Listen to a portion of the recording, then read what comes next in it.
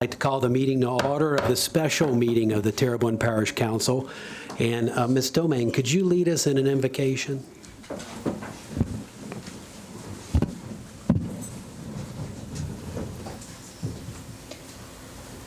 Lord, I want us to take a moment of silence to think about the families in Texas and the families all across the United States who were affected by what happened yesterday in such an unthinkable tragedy. And please just pray for them and bless the United States and help us move forward from this, Lord. And we ask that you just help us and you lay your hands on everyone that was affected by this tragedy. Amen. Amen. Allegiance to the flag of the United States of America and to the republic for which it stands, one nation under God, indivisible, with liberty and justice for all. Mr. Hampton, roll call. Mr. Amadei? Here. Mrs. Domingue? Here. Mr. Darren Guidry? Here. Mr. Babin? Here. Mr. Dirk Guidry? Here. Mr. Trosclair? Here. Mr. Navy? Here. Mr. Harding? Here. Mr. Michel? Here. Mr. Chairman, you have a quorum present. Item 1, public hearing to discuss the increase of millage rates for the tax year 2022 with no roll forward provisions. They include drainage bonds, 0.58 mils, road and bridge bond, 0.58 mils, sewerage tax bonds, 0.59 mils, general alimony HOMA, 3.03 mils, city ad valorem tax, 6.2 mils, City of Houma Fire, 5.08 mils, City of Houma Police, 5.08 mils, Drainage Tax Maintenance, 7.15 mils, Sanitation District Maintenance, 9.97 mils, Terrebonne Arc Maintenance, 5.21 mils, Council on Aging, 7.5 mils, Mental Health Center, 0.42 mils, Health Unit, 0.66 mils, Recreation Tax, 2.21 mils, Road District Number 6, 0.82 mils, Road Lighting District Number 1, 3.5 mils,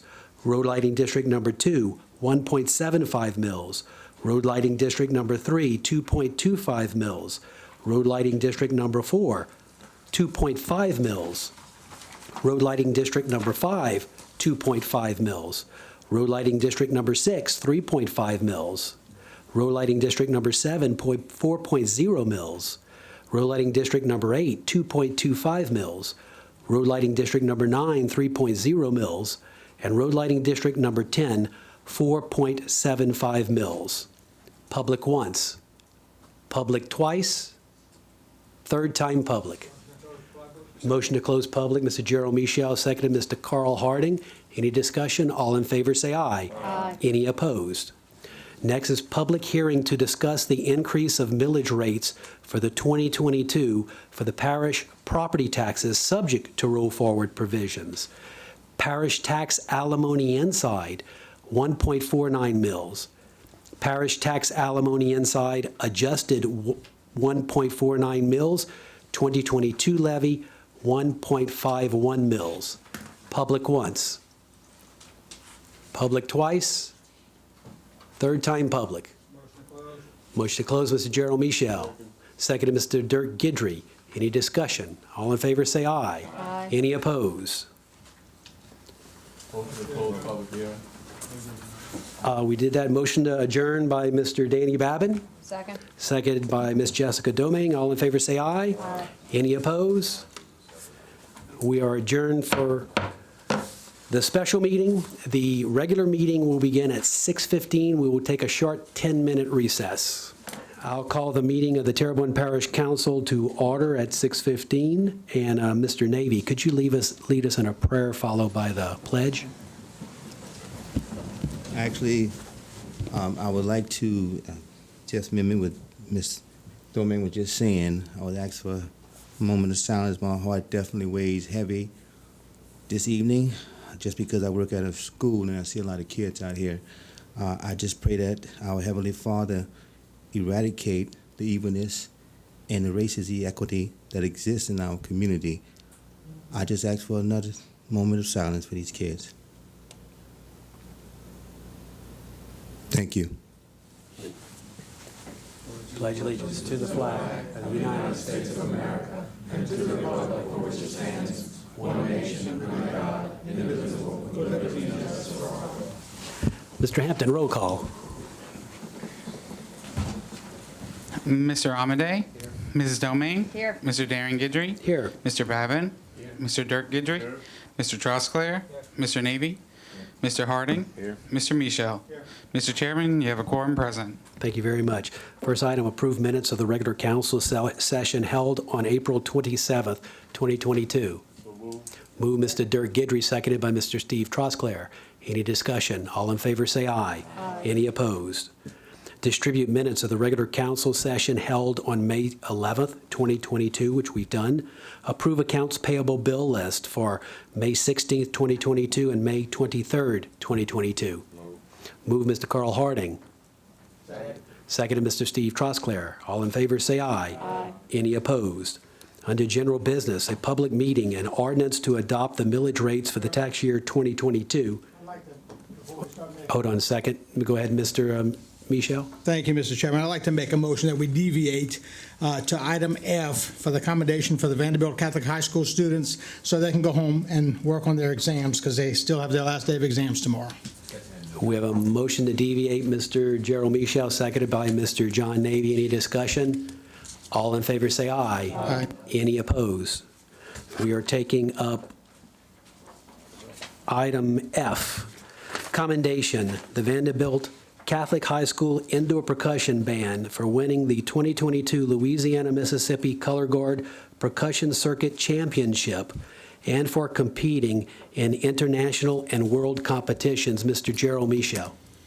Thank you, Mr. Chairman. I'd like to ask for Mr. Jacob Jennings to come up and give out the certificates. And after you receive your certificate, you can remain standing across the front here, and we'll get a picture after we're finished. And before we do that, I'd like to read what each certificate says.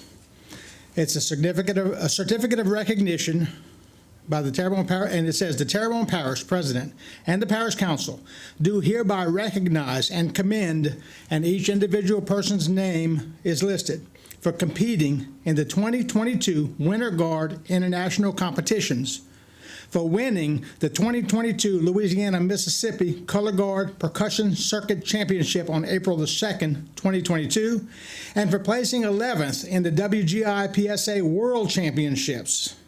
Your efforts, persistence, and successes are an inspiration to Terrebonne Parish and an example of what can be achieved through courage, dedication, and hard work. And is signed by the Parish President, Gordon Dove, and by the Council Chairman, Darren Guidry, on behalf of the entire Terrebonne Parish Council. And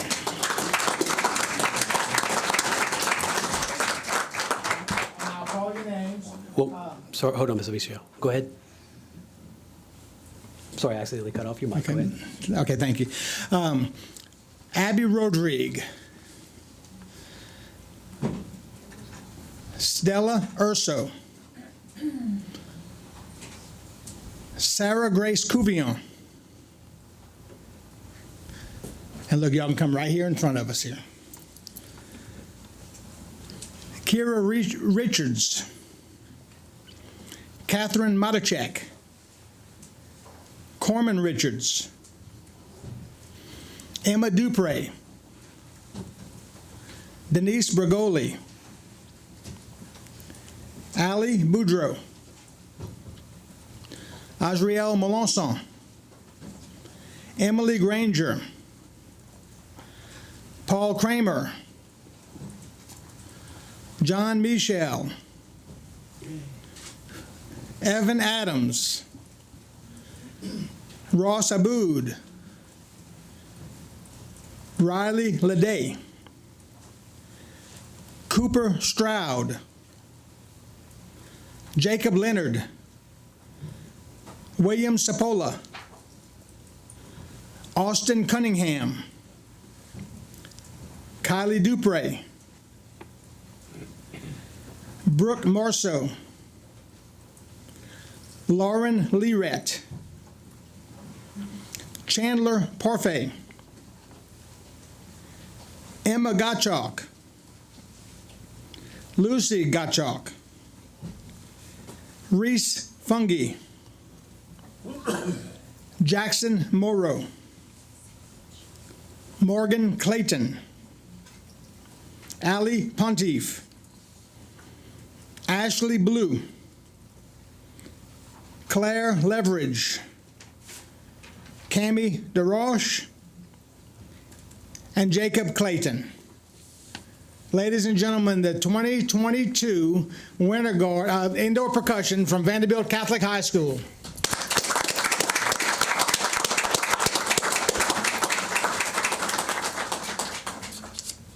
We can take, well, let's get some pictures taken. We can maybe just all stand up behind them. And we can take the pictures, and then I'll make a couple of other comments.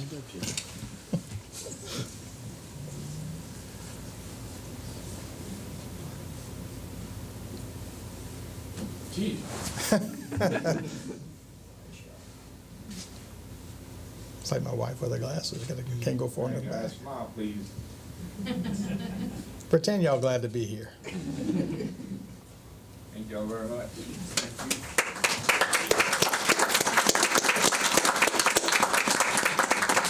Okay, y'all can have a seat for another moment, please.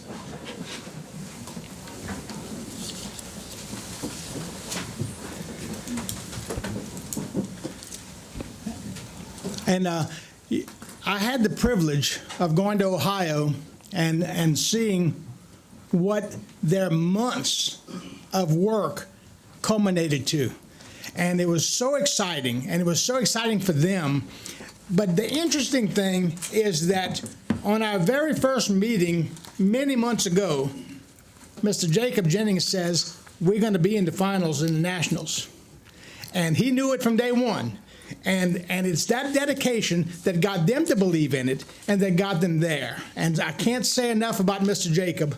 He's done a great job for this group of students.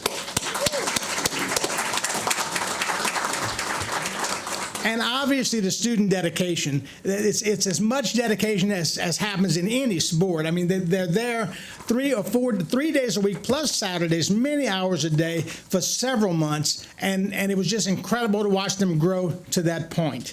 And we can't go without recognizing those parents who were supportive and helpful to make sure that they had everything they needed to get them to that point. Mr. Jacob, did you want to say anything?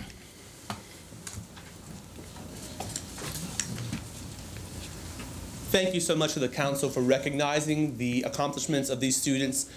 We all know that we all went through what we went through as a community over the past year, going to another parish to share a school and do things of that nature, and to be where we are today, to have a space back in Terrebonne Parish, to call our home, to have these rehearsals, to go out and represent this parish and this community the way that we did on a national and international way was truly inspiring to us. So thank you again for recognizing the students' accomplishments and for your time here tonight. We really appreciate it. Thank you so much. And he reminds me of something else that was very important. They took this trip to Ohio, and they decided that they were going to do a service project. And so they did a service project. They got a bunch of care packages together to help with the homeless people who were in the area around Dayton, Ohio. And despite the fact, as Jacob was saying, everything that we went through ourselves, they still put somebody else ahead of them. And one other thing that I have to mention, and then Mr. Brad Adams is not with us this evening, but Mr. Adams has played a tremendous part in this activity and in Vanderbilt Band for 26 years. And that's going to change next year, but somebody's going to be fortunate and is going to have the advantage that we used to have, and I'm sure we're going to grow into something positive as well. So let's hear it from Mr. Adams.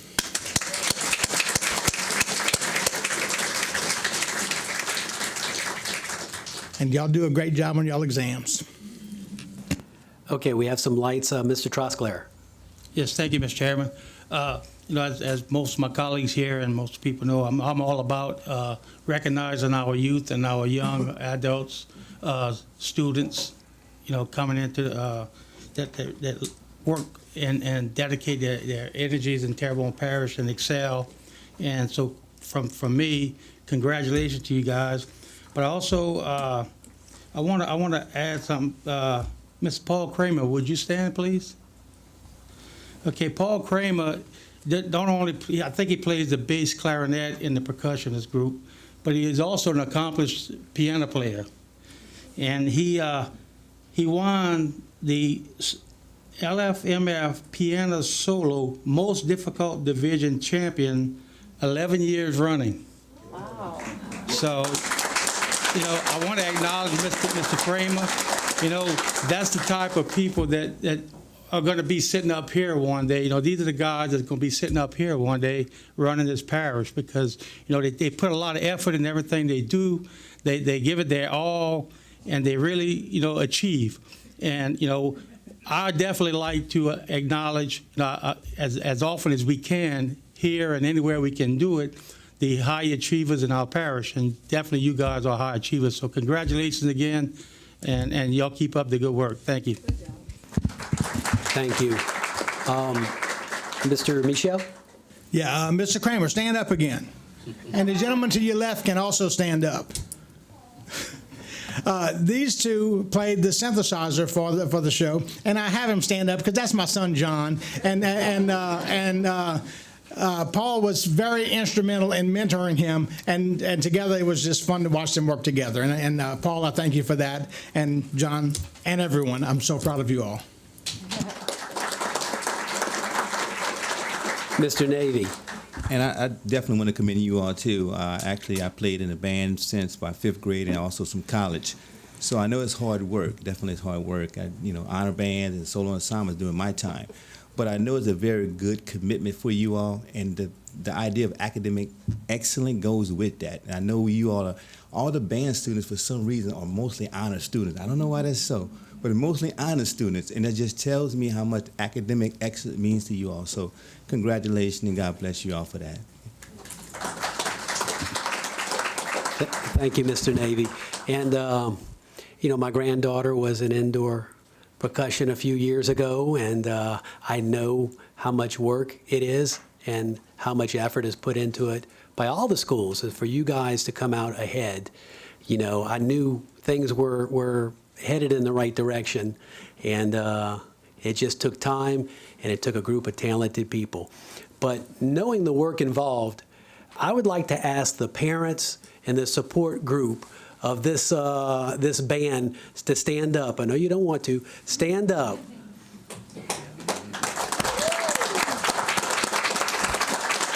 I don't know if people are aware, but these guys are almost 50% of an indoor percussion group because they literally have to set up the entire stage with all the props, with everything in a matter of seconds. And at the end, it has to all be torn down in a matter of seconds and removed off the. So they do a great job, and we commend you guys too. You did a great job, all of you all. Thank you, Mr. Michel. Yeah, one last comment. If y'all didn't hear him clearly, he said his grandchild was in there years ago. He's old. Okay. But what I really did want to... I resemble that remark. What I really wanted to remind y'all is that we're finished with this, and y'all may leave if you like, so y'all can get home and study. You do not have to stay for more items on the agenda. Thank y'all for coming. We'll give you a little time to quickly mosey out.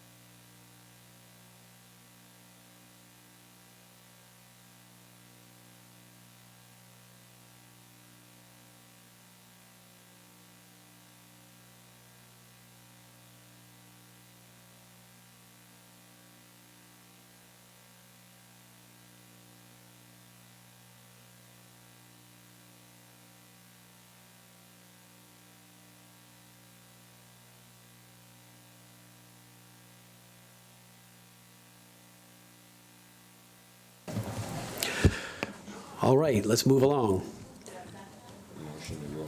Motion to go back into regular order, Mr. Carl Harding, seconded by Mr. Danny Babin. All in favor, say aye. Aye. Any opposed? Item 1A, public meeting.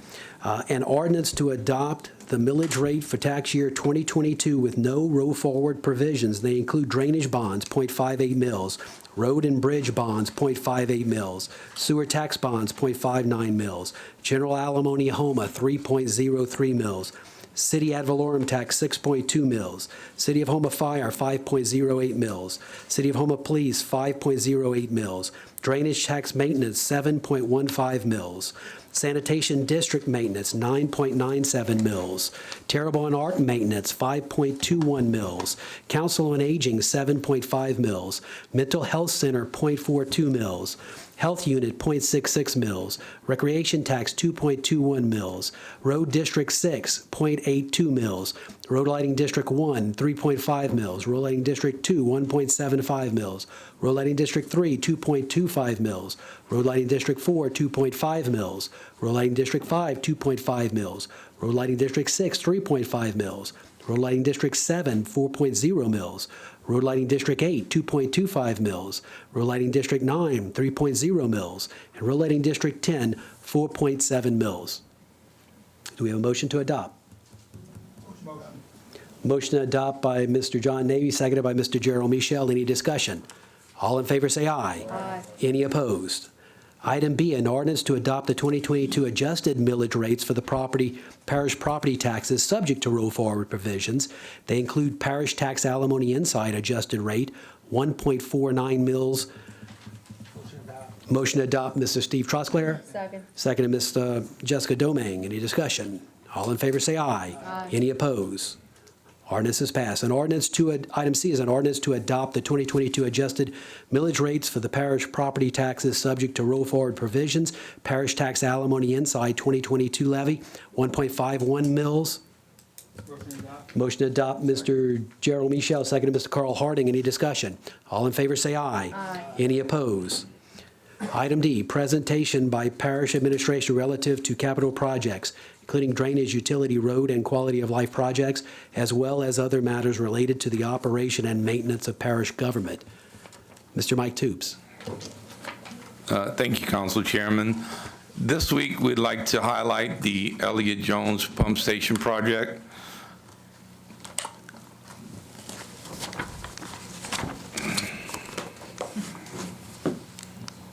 Good job. Here we go. The first slide you've seen before because this pump station is tied in with our Hanson Canal pump station, which we just completed. But the Elliott Jones is located about 4.5 miles west-northwest of the Hanson Canal pump station. And it drains the area you see on the screen. And from the north, it goes as high as LA1 in Lafourche Parish. It pumps out parts of Assumption Parish. The red section is Terrebonne Parish, and it's bordered on the east side by Highway 311, the west side by Highway 182, and on the south side by Savannah Road. This is a picture of the completed Hanson Canal pump station, and what you see to the left are the trash screens.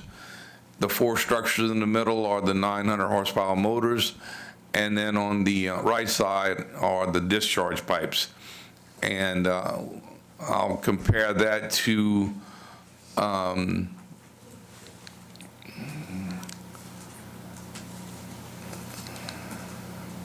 as you can see, the Elliott Jones is pretty much the same. These are the trash screens, and the motors are identical. They're 900 horsepower, and the pumps are 60-inch axial flow pumps. This is the discharge side, and you can see everything is lined with rocks to prevent erosion.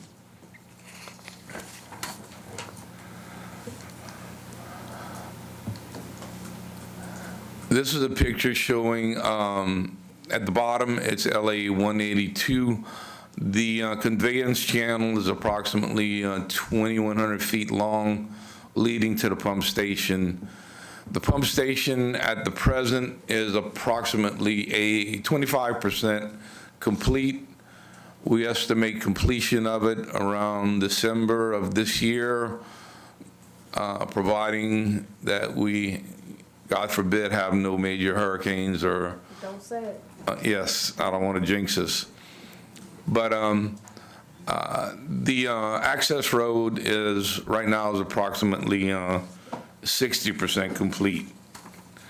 The price on this project is right around $14 million. The capacity is right at 1,000 cubic feet per second.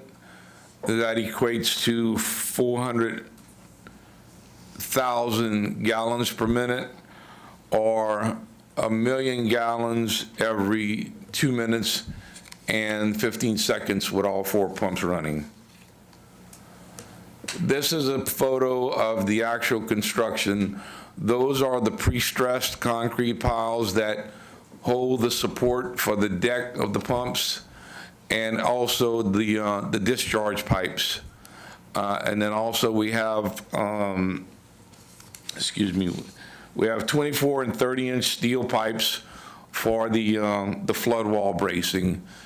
And the crane with the temporary bridge is part of the construction project. That red section will be removed when the pump station is completed. And that's about concludes the presentation. We have a light mic. Yes, sir. I'll Mr. answer any Babbitt? questions. Yeah, Mike, the Hanson Canal, I know the energy is provided by Entergy, okay? I know it's a sleeker area. And we had to run off of generators for a good while because there was a hiccup, so to speak, getting the electricity there.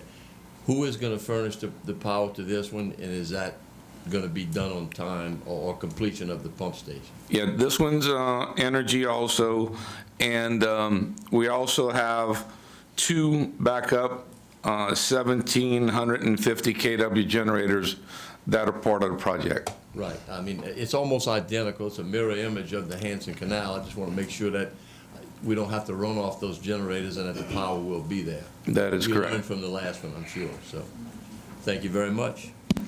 And one thing I want to have to point out to people, because, I did speak to Joey Sehan, who kind of oversees the operations of these. I called him the other day just because I wanted to get assurances, and I knew the answer to the question, but there are people who believe that the Hanson Canal pumps are not running. And Mr. Joey said no.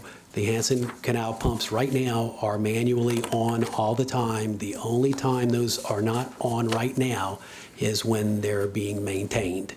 So they were taken down for routine maintenance, but other than that, I just wanted to let all the people of Bayou Black Gibson know, and they're running. The problem is, even with these pumps, this is one of our largest, if not the largest basin we have. And, with those pumps running, it may take 48 hours or so without any rain or water coming in to lower it 1 inch. So if you're getting rain and everything else, naturally the pump's going to be running, but right now water's going to be going up. Once it stops, we'll be able to pump it, start pumping it down. But the pumps are running. I wanted to, assure the people of that. And I know you could have done the same thing, but, I just so happened I had to deal with that just today, of people believing that it wasn't on. But thank you, Mike. Yes, sir. Well, again, the motors are electric, so if the emergency generators are not running, you don't hear anything. We normally run 2 pumps at a time, because if we run any more, we actually suck down the conveyance canal with the water draining to it. Now, the reason we have 4 pumps is a couple of reasons. Number one, we alternate running of the pumps so that we don't put any undue hours on any individual pump, so they last twice as long. And then again, God forbid, if we have a serious rain event, we have the capability of turning all of the 4 pumps on at one time.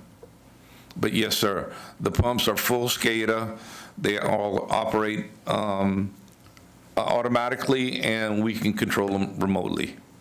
And I imagine, I know we have an engineer in our audience, but I would imagine when the water levels are lower and those pumps are running, you'll see a strong water flow. But I imagine if the water is higher, you wouldn't visibly see the flow as much. I know Mr. O'Neill Marlborough's back there shaking his head yes. So you see, I stayed at a Holiday Inn Express once, but thank you for that. Yes, sir. I forgot to mention that the engineer is GIS and the contractor is sea level.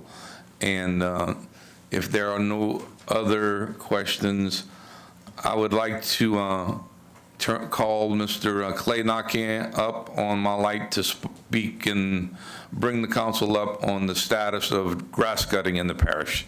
Mr. Clay? Clay Nakian, Terrebonne Parish Solid Waste Director, Vegetation. It's that time of the year again. I'm sure y'all starting to get calls for grass cutting and stuff, and administration acts that try to show some distinctions in state roads and parish roads, what we take care of and what the state takes care of. Mike, you got the thing for us? Yes. So is it, Mike, this one? Yeah, the one's correct. All right. I'm just going to briefly touch on state and parish roads. The parish right-of-way tractor cutting, parish roadway right-of-way for spraying. I'll finish mowing, parish tree trimming, litter crews, the public boat launches, the new MyGov connection app, and MyGov GPS. This is, and I do not want anyone to think that I'm trying to bash the state or administration's trying to bash the state. This is strictly for information because I know these are the calls that we get at our office. This particular is at LA 20 and 3185. People call, we need it cut. We have to tell them to call the state. This is a state road, and the state's responsible for it. This is one on a state road that we do take care of because it's the parish welcome sign, and we have that area right there. That's at the entrance coming in from Thibodeau.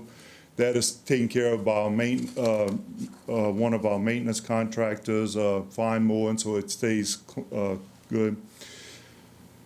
This is another example of a state road. This is getting onto the Streva overpass from the Highway 20 ramp. And again, again, I'm not trying to bash the state. I'm just trying to make sure that everybody understands that there's a lot of roads. Matter of fact, the state has 230 miles of roadway in Terrebonne Parish that they're responsible for. This here is moving to the east side of town, 24 at Presqu'île, Highway 57, Grand Caillou Road. This here is the state tractors. The state, from what I understand, has 2 tractors working Terrebonne Parish, and these 2 today was on 311, got a little water. But the state is cutting grass. I know they did 182. I rode that area this morning, and they did do 182 in the Gibson by Black area, and they started working on Highway 311. But they still got a ways to go on 311. And then this is East Tunnel. I think I missed a couple, but and this is Martin Luther King Boulevard coming out of Sam's parking lot. We get calls, we can't see to get out of the parking lot. You know, again, that's one of those things we have to tell the people they have to call the state. This is West Tunnel Boulevard. The neutral ground medium there, it's state responsibility. And now this is some of the parish roads. It's one of our contractors, Norris and Boudreaux, cutting Bull Run Road. It's a parish road, so we keep it up. This is these are examples of the parish roads that we take care of. Enterprise, Savannah Road. This is the South Hollywood Boulevard and the South Hollywood Road extension that we take care of. And Thompson Road, you know, we take care of this road here. And Val High. And just one thing I wanted to touch on, Mr. Guidry had called me the other day about Val High, that he sees one strip of grass cut. Someone called and said it's one strip of grass cut about 6 foot on a regular basis, and the rest is not. That area there does not have a shoulder. If we let the grass grow on our 6 to 7 weeks turnaround on the tractors, that grass would fall over into the roadway. So our maintenance crew, fine maintenance crew, mowing, cuts that area, that 1 6 foot area, just to keep the grass from falling into the roadway. And this is West Side Boulevard. We cut this here, the walking track there, on both sides of that road there. The vegetation department, we have it's divided up into 4 areas. We have the roadside tractor cutting, the roadside chemical spraying, our finishing mowers, and our tree trimming crews. Currently, we have 9 tractors doing rough cuts, the side of the road, the shoulders, and the roadside ditches.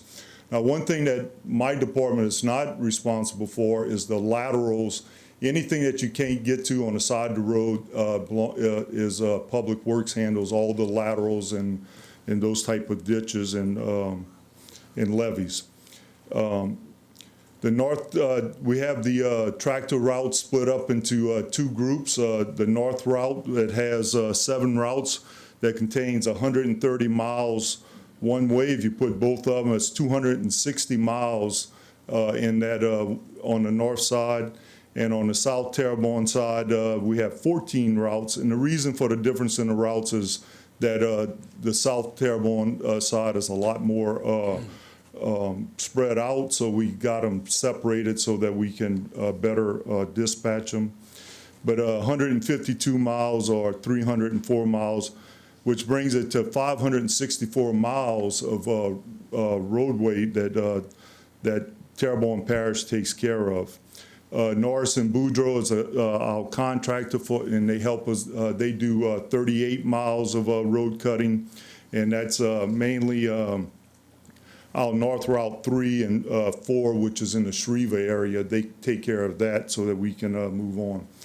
The good news is that last week we took delivery of our 2 new tractors that y'all let us, y'all agreed and voted on last June. It took us until last week to get them in.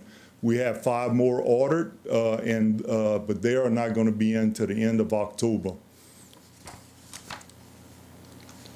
This is just the new tractor, just showing the new tractor working today. Actually, today was the first day they got on the road.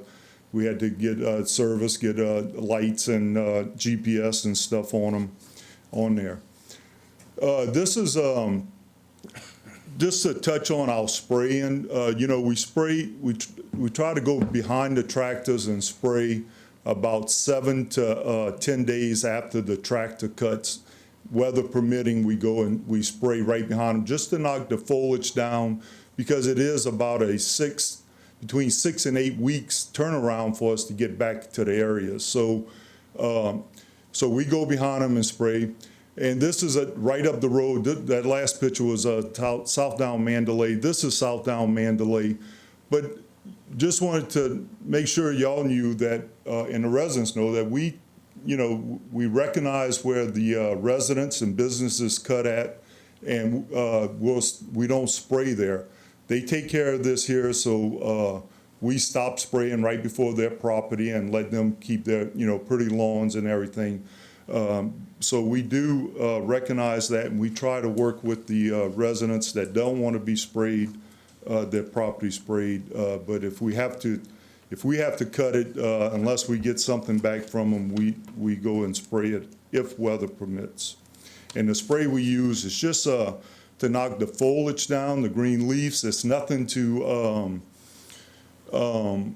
it's not a sterilizer. It doesn't kill the roots. It just knocks the green foliage down.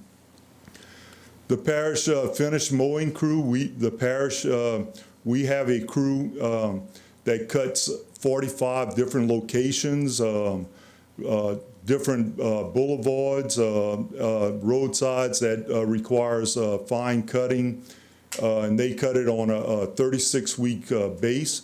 That 36 weeks, what that contains is that during the summer months it gets cut weekly, and in the wintertime it goes down to twice a month, and I think like December and January once. We also have a boulevard contractor that cuts boulevards, and they have approximately 50 locations. And we also have another contractor that does our various locations. That includes government properties and the cemetery, the 3 cemeteries that we have. And we also have a park and grounds contract that handles the 13 parks that the parish is responsible for cutting. We have a tree crew that goes around, trims the trees, the small trees. We're not equipped for large stuff. They just go around trimming the neutral grounds. We get someone calls that we tend to stay under 17 foot high. We'll trim anything up to that. Other than that, we got a contractor. Matter of fact, we finally got someone to bid on a contract for tree trimming that we are going to be bringing to y'all short in the next few weeks. And the other thing is litter. In our budget that y'all gave us, we have a $150,000 budget for the inmate program. The program calls for 2 crews. Right now, the sheriff's office is still ramping up and getting their inmates back and getting their trustees, all their trustees in place. So right now, we have 1 crew working, and we're only paying for 1 crew.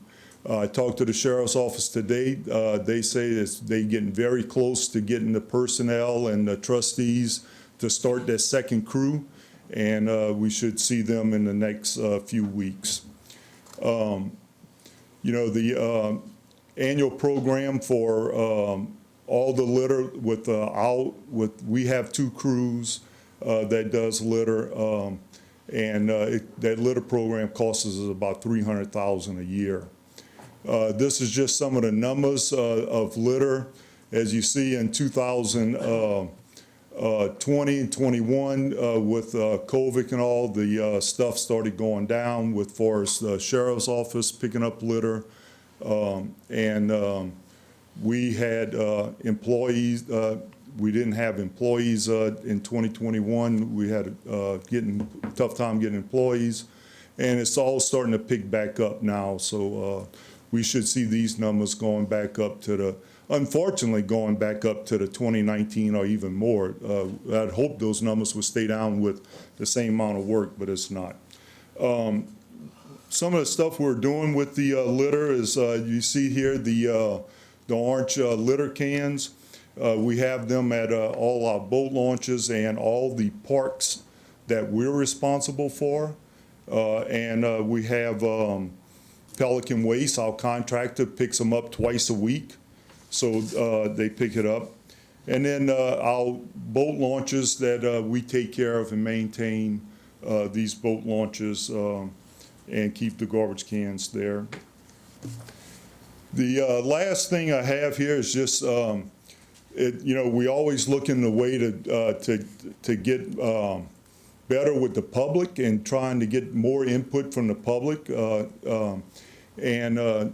We are meeting this Friday with MyGov, and we're expecting to go on trial basis June 28th with a MyGov app. I think Planning and Zoning may already use this app, but this app's going to be available to report tall grass, report debris piles, report litter, report illegal dumps. The good part about this here, once you get on this app and you get it on your phone and you have your location turned on, all you have to do is whatever you have to report, if you had that location, you can take a picture of it and send it to us. It comes with the address and everything, the location, whatever the issue may be for us. And then we can also, if we can't handle it or if we got a time frame or whatever, we will be able to reply directly back to the person reporting on the app where we stand on that stuff. The other thing, this is the tractors. We get calls that tractors just sitting there, it's not doing anything, or it's just riding up and down, it's not cutting. Currently, all the tractors, all the solid waste vehicles, including mine, have GPS trackers. If there's a PTO switch in the vehicle, no matter if it's a street sweeper or a tractor, when they turn that PTO on, it notifies us when the PTO's on, so we know that they're actually working in the truck. In reverse with our grapple trucks, when their PTO's on, we know that they're on the side of the road. If they're on the side of the road, that PTO on, they picking up debris. So we have all the, my office staff has availability to this to watch what's going on. So we are able to better have, not say control over it, but when people calls us and say, have questions or whatever, we have this available. And that's all my presentation, but the main thing is that, again, I'm not trying to bash the state here. It's just a matter of trying to let people know that we can't cut on the state roads. We have enough to do on parish roads. Now, Mr. Clay, those pictures you took, when did you take those pictures that you showed us of the different grass? Yesterday and today. Okay. That was yesterday and You today. mentioned Tunnel Boulevard, the Tunnel Boulevard part in front of like Vanderbilt and those areas. That is state highway? Correct. So That's those all- medians are cut by state? Correct. Right. Ms. Domingue? Yeah, thank you, Clay, and I don't mind bashing the state. You can let me do that. We appreciate everything you guys have done and all the cleanup work that you've done post-Ida. I mean, it's been an incredible job that you guys have done to get us where we are right now. I know that you guys must have just started cutting the grass in like the last week, 2 weeks or so, because there's an incredible amount of trash underneath where they cut the grass. And it must be, some storm debris or just trash and so the mowers came, and then are you guys gonna come back and clean up the trash or all that litter? I mean, because it's just an incredible amount of trash Yeah. in many of the areas I represent anyway. Yes, Sheriff's Office, that's one of the things I talked to the Sheriff's Office today about, and that's one of their goals right now is going behind where we cutting at. Actually, they went on 182 and they did some areas on 311 after the state did cut where they did, but they also fallen behind where, and not only that, but like on St. Louis Canal Road, that's one of our regular areas that my litter crews handle, so they was out there picking up over there. But I'm gonna tell you, we've cut out there, and when I passed out there today, I'm like, and the litter people passed and his back got lit. I mean, it's not raining litter, it's from, there's people throwing the litter there, so Absolutely, yeah. we're trying. I wish we would start caring about our parishes, So my second question, and this is no attack on anyone, it's just a real curiosity. And, I've got a lot of friends in governments all over the state, and so I talk to a lot of people. Some other parishes, they actually have contracts with the state that they cut the grass and the state pays them. So let's just say Assumption, and I don't know if it's, but so Assumption actually gets paid by the state to go ahead and maintain those state highways. Have we ever looked into that, or have we ever tried something like that? Yes, and let me just tell you a little bit of one that I know, because I contacted Mr. Bo LaGrange and Morgan with St. Mary Parish. They have Morgan City area and all, and I called them and I just asked him for rough numbers because he was busy at the time, and he told me that that area, they get about $85,000 a year to cut that area. And if you come from Lafayette, you know what I'm talking about. That I grew up in that area, I know, right? yeah. And it's costing them. The last time he said he put a pencil to it, $350,000 a year to keep that up. So the amount the state pays versus what we do it's not cost effective. I think the last time I looked at, they was paying $250 a linear mile to cut.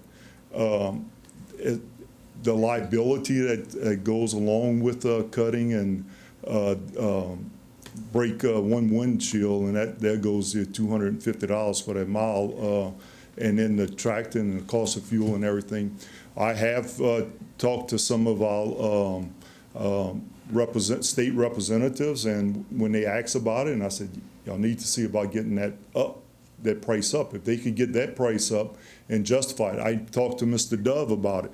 Mr. Dove is very willing to do it if it's revenue neutral, but right now it's would put an unbelievable burden on our budget just to try to keep up with the state. Yeah, and I remember last year too, Mr. Amity had reached out to DOTD and had wrote some letters, and so I know that we've been proactive on our end.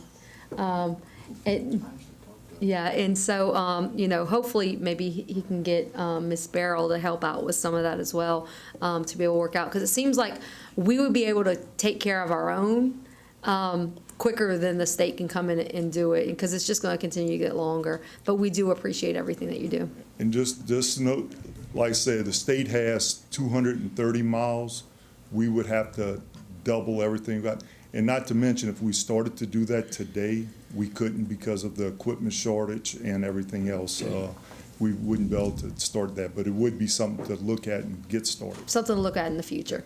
Thank you. Now, Mr. Clay, you showed two tractors that the state had that they were cutting. How many tractors do you know? How many tractors the state has that they're cutting?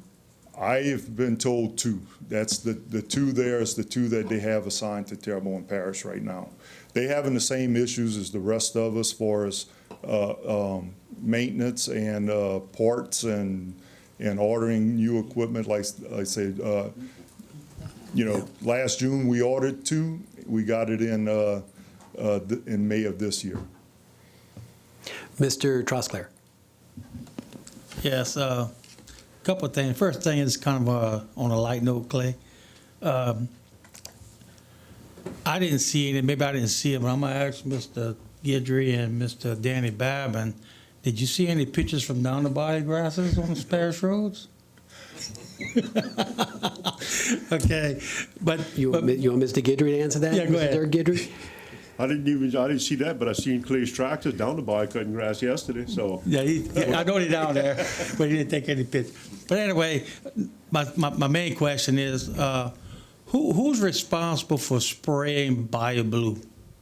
The state, The state. yes. All the bodies right now. Well, it's It's 316. They're responsible For the buy itself. for the buy itself. The state. Okay. Because I get a lot of calls for vegetation in the bayou, especially like, I don't remember the address, but where Robert Hess lives in that area Yeah. right there, you know, just before he gets to was it the Prospect Road. But anyway, okay, that's what my question was. Thanks. All right. And lily spraying is also state. right? Spraying lilies in the bayous is also state, wildlife and fisheries. That would be a question maybe for Mr. Toops. I don't know if it's state or if it's public works. I don't know that. Well, that's what I've been told by our Yeah, Public Works Department. Mr. Babin? Yeah, Clay, first I want to congratulate you on the great job that you're doing, okay? You mentioned the parks, and every time I see you, I tell you, Mulberry Park looks like it's just been cut, and that's just one of them that you do, okay? But the new system that you put in is doing a much better job throughout the parish. You know, you talked about the state and not bashing, and Ms. Domingue said she doesn't have a problem bashing the state, neither do I, okay? Because the last 2 years in a row, Mr. Lovell from By the Lodge and Mr. Terrio from By the Lodge each used their own tractors because it was so dangerous, with the help of the fire department, Quint Line and his group, and the sheriff's department with putting the car down there. They cut the shoulders on By the Lodge because it was so dangerous, all right? So this is people that did it at their own expense, and they did it safely with the fire engines and the police that are doing it. But that's unacceptable, you know, but you can't do it. You mentioned Ms. Domingue, which was a good idea. About a year ago at an MPO meeting, it was brought up. The state individual there brought something up, and I brought that to Clay. And like he said, even if it was revenue neutral, we'd be glad to do it, because then we would not get all of the calls because we'd do a better job than the state. But it's cost prohibitive, and that was before the diesel price increase. So I know now it would be. So this summer, just from a state perspective, this summer doesn't look like it's going to be too good for Steve and Dirk and I down the bayous, but we all have state highways. So again, I appreciate the work that y'all doing, and I think some of the spraying is public works, okay, on the canals. Wildlife and Fisheries, I think, does not spray lilies anymore. If they do, they're doing a poor job of it. But in any event, thank you for what you do. And I don't know if this is the appropriate time, but we have somebody coming up later on a speaker card to talk about one particular item. And this is, we talk about capital projects, including drainage, utilities, road, quality of life projects. I would just like to, at this point, say I'd like to see on the next agenda if we can give an update, a current update on the power plant and on the Butte Bridge down in Dulac. Okay, thank you. Mr. Navy? Yeah, Claire, I just want to say also, I think you're doing a great job. But you mentioned something about the app that I was curious about. I was trying to look up something about that also. So you're saying that you can actually go to a location and they'll tell you the site, right? Yes. We're talking about on private property or a commercial property or what? I wouldn't want anybody going anybody's. Well, You know. and that's what, the work orders will not be created by them doing it. It'll be, it's a request for a work order. Okay. So we'll look at it, and it's going to have to meet the same criteria as anything we have now. So if someone takes a picture and says that they got tall grass there, and then and it's on private property, we would tell them, hey, that's a nuisance abatement problem, Okay. and you That's need to take it there. It's just a matter of, if you see a debris pile on the side of the road and you want it picked up, or you think it, and you take a picture of it and you send it to us, and it's something that we do pick up, then, Mr. John Navy submitted it, but it's legal to be picked up, so we're going to put it on our list to be picked up. Okay, I was wondering about that because I know Jessica and you were saying about litter, because I know we have a lot of litter, but it also, we have, litter, and since we're talking about quality of life and it's all under this topic and the agenda, but, we got a lot of litter, we got a lot of slumlords too with litters and don't take care of the property. So would that also be an eligible situation for you all with that app that you got? If it came to us and it wasn't us, it would, Fall under them. eventually, from what I understand, a lot of the departments are going to be on this. I know Chris and them's department's already on there, so if that came to us, we would just forward it to, or let the person know, hey, we forwarded it to nuisance and abatement, and your follow-ups will come from them and not us, to let them know that it didn't fall on our department. Because I get a lot of complaints, especially coming out of the tunnel, some blighted property and even some slumlords that the neighbors are complaining about, and the slumlords don't, take care of the property, but they got a whole bunch of trash and everything. Mm-hmm. So I just wonder if that would be eligible to fall under some of those criteria. It would be? You Okay. be able to, like I say, if it comes to us, and if it doesn't fall underneath us, we're gonna forward to the department that Okay, needs to go great. to. But we're gonna let the person, if they send it to solid waste vegetation, we're gonna let them know, look, we forwarded, you won't be getting any more follow-ups from us. Because the way this, even right now, what we currently have, on Hyperweb that we're using, if you use the internet and you give it to us through the internet, you'll get a response back from us saying that we received your response, your work orders in order, placed in order to be done.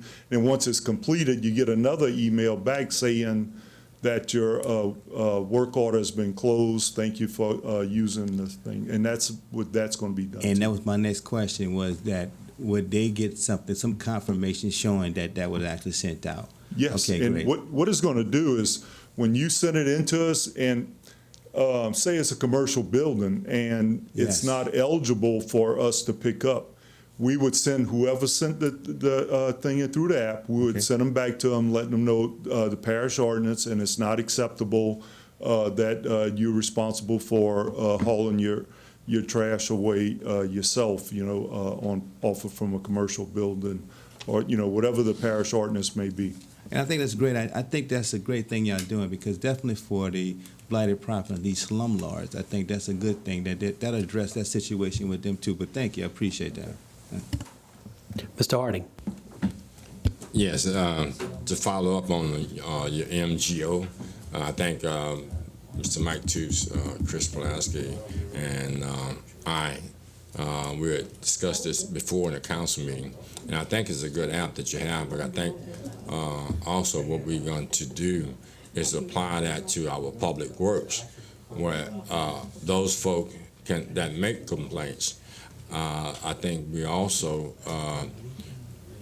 were adding the fact that each individual council member will be able to pull up off that app also. And as we get our return complaints, and sometimes people will make a complaint and say, hey, look, I called in 10 times, this, that, and the other, yada, yada. So we actually have proof on both ends where everybody is going to be held accountable for the system itself. Yes, sir. One of our last meetings, I invited Mr. Toop to come over, and that was to the meeting with MGO, and that was one of the things we talked about, is having a weekly report or daily report, I think it's weekly, that we talked about, that we go to y'all and let y'all know what's in y'all district, what's been reported to us. Because a lot of times we'll get calls from y'all that says, hey, you got such and such. Yeah, we got. So this way y'all will get it, and that report has not been developed yet, but that's one of the things that will come after we implement it and see where we stand at and get it working. Yeah, I'm glad you covered the lateral ditches, because we get a lot of phone calls about lateral ditches, and you look at the fact that, public works, or whether it be solid waste. I was rather concerned about the Gibson area, which is, we're talking about the blacktop side, and they're generally concerned about that also. It's difficult because, I had that same type of job that you have. It's difficult when it's raining, you can't cut. Right. And sometimes in rural areas, you have certain situations where those tractors cannot go there. Right. And so I wanted that to be understood with the public also. The people that have a relationship and cut some of the areas that for the parish, do you have a relationship with them in reference to the spraying of it? Is that a combination do you have with them? With our contractor? Yeah, your contractor. Right now, they backed up with a lot of work, so we're going behind them after they cut, and they telling us what areas, what roads they cutting, and we're going behind them and cutting, spraying behind them to try to keep it knocked down. Yeah, and hopefully when the sheriff gets those guys back with covering Ms. Dillman, which her concern was. Sometimes it's better to pick up the trash before it's cut. Right. So you got less trash to pick up because the mowers will go there and just spread out more, just cut it up and be more. So that's part of the problem too. It's three things. I'm gonna say them all at once and then I'll be finished. It seems as if the insurance companies are paying off, and I've been riding throughout Terrebonne Parish and in my district, and I'm seeing more debris being placed out or in people's yards because they're making more repairs or people returning back and we had a certain length of time when we had the company out here and picking up the trash. So that also makes a point where I had a circumstance today where a person, again, I need you to explain this. If you have a bill and you have trash, that's and whether you're able to pick it up or you're not able to pick it up, and there are circumstances that when people bring in trash to the dump, you have to make the decision where they bring it from their property. So there's a difference between commercial and private dumping. That could you explain that for me so the rest of the people can hear it? Yeah, well, when they come to the, if it's coming from your property, and you're doing the work at your property, it doesn't cost you anything, we take it. But if you're a business doing work and it costs you $42 a ton to dump it, a lot of people, they'll come in and say, well, I'm doing it for something, I'm doing it for a favor for such and such, but we can't take that. I mean, we'd be chasing that all day long. So we have a set thing set up. If the resident's there with them and say, hey, I'm not paying this guy to dump, it's me, there's no charge for it. But if you come over there, you got stickers on your truck that you're commercial, the problem is a lot of these people, most of them are charging the residents for dumping. Then they come to us and try to get it free so they can pocket that money themselves. We see it all the time. So the good's got to suffer for the bad, so we got to have it one way because we can't chase it. An individual in the city, okay, if he has a lot and let's say, for instance, a tree fell down, he has to get that commercially removed or? Right now, if it's if he can show that it came from the hurricane, and he cuts it, puts it at the roadside, we'll pick it up right now. Typically, if it's not in hurricane season and you cut in a vacant lot and you don't you're not participating in it, you don't live there, it's on you to get it there. And we have that in parish ordinances that it's called land clearing if they clean in the land or whatever. But if they live there, it's no charge. But right now, if it falls and they say it's Hurricane Ida, they cut it, stack it at the road, we'll pick it up right now. We still picking up because people are still having time trying to get there. And finally, Popeye's tunnel. Mm-hmm. The area over there, who's responsible for the grass that's there? That right now is under Public Works. They are still doing. I know for a fact I was out the other day when I saw you in that area. I happened to run into Joey Cian, and they was out there. They're getting ready to put a fence around there, and usually after they put the fence and they accept it, they'll call me and say, "Hey Clay, we need to add this to the contract to get cut." But right now, it's still under Public Works. All right, thank you. We need to get that fence up there. Thank you. Mr. Amity. Thank you, Mr. Chairman. Mr. Nake, first of all, thank you for highlighting Schriever. The state, we fight with them all the time, from Highway 24 at Coteau all the way through my district to the Thibodaux line and going up Highway 20 toward Morgan City as well. That area is very dangerous because the roads are different levels.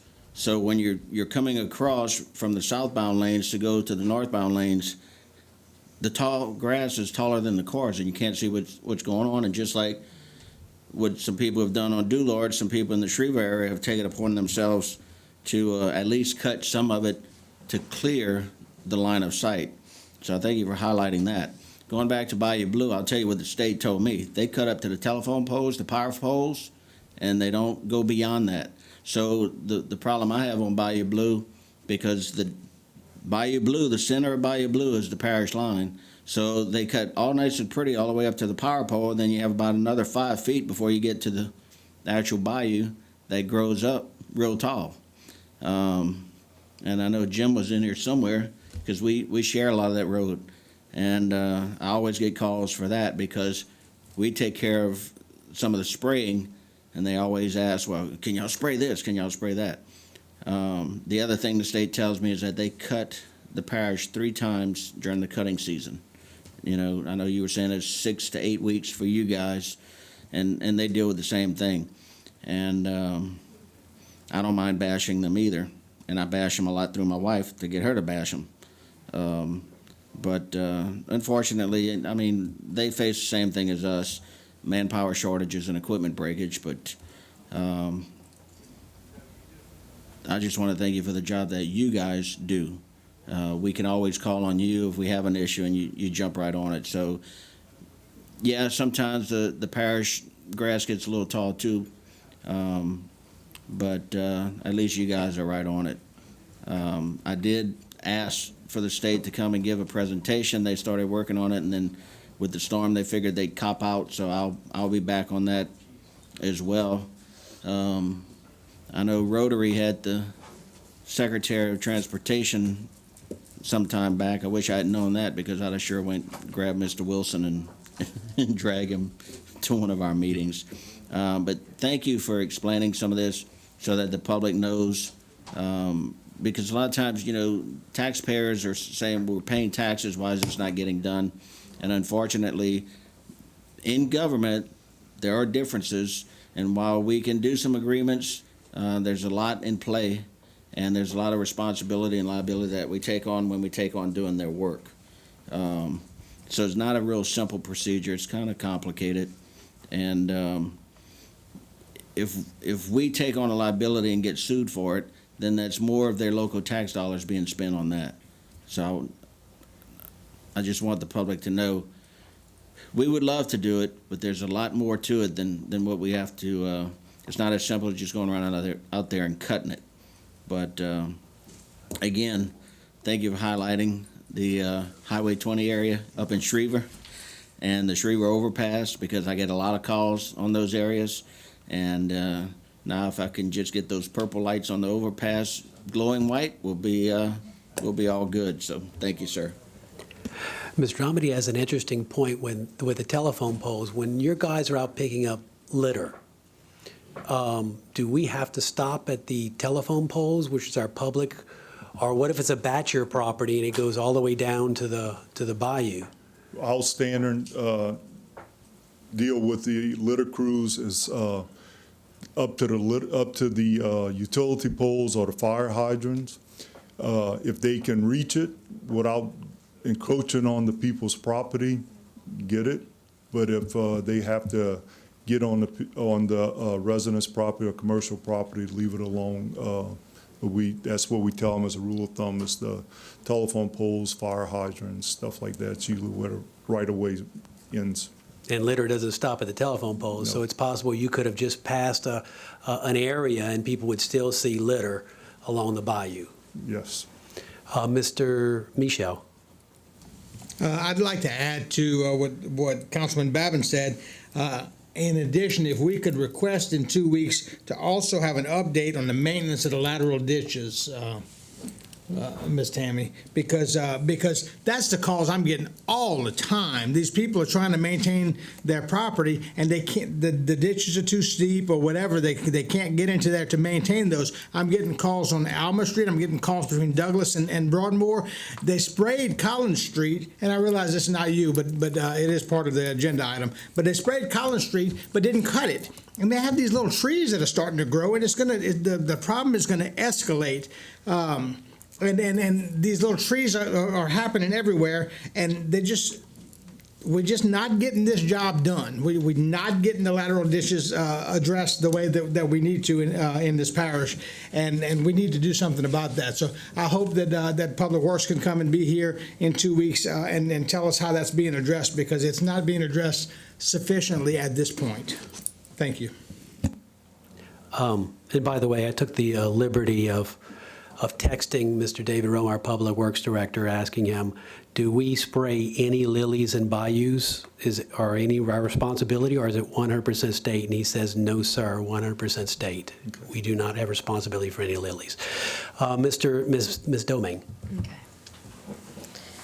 And I echo what Mr. Michel says. I get those calls all the time, so I would appreciate that conversation.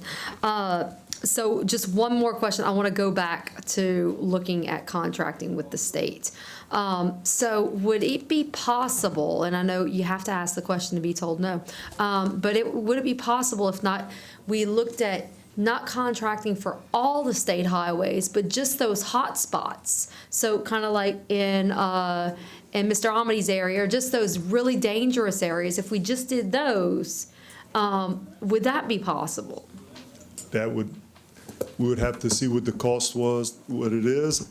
But I'm gonna tell you, if I go, you open it up, I'm looking at Councilman there, what about my district, what about down here? So it's, yeah, it's possible, but that would be, I would talk it over with administration and. So if we say maybe we just did 50%, not, and of course the bayou, but, maybe not 100% of the state highways, maybe we just did 50% of the state highway. I don't know, it seems like we need to do something, yeah. Why should be taken care of? What you gonna do about the city? Again, it's just, when you're saying 50%, now we're talking, 160 miles of roadway, 165 miles of roadway, double that, and then also on the state, they have more strenuous, you got to sign an agreement with them, and you got to follow all their protocols for traffic and everything else with them.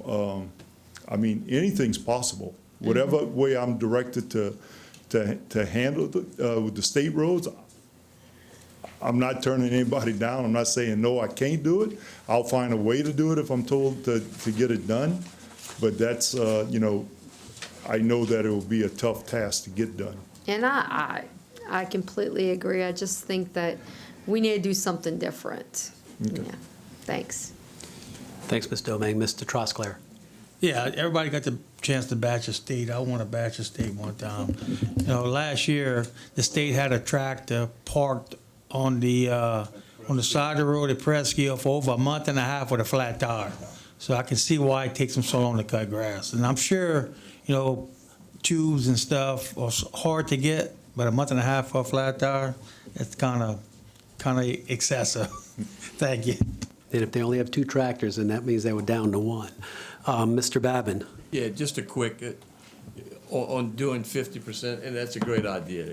We think we can do it. But if we lose money on a mile, we're gonna lose the same amount of money on 100 miles. No matter what we do, you put the math to it, and it's not feasible for us.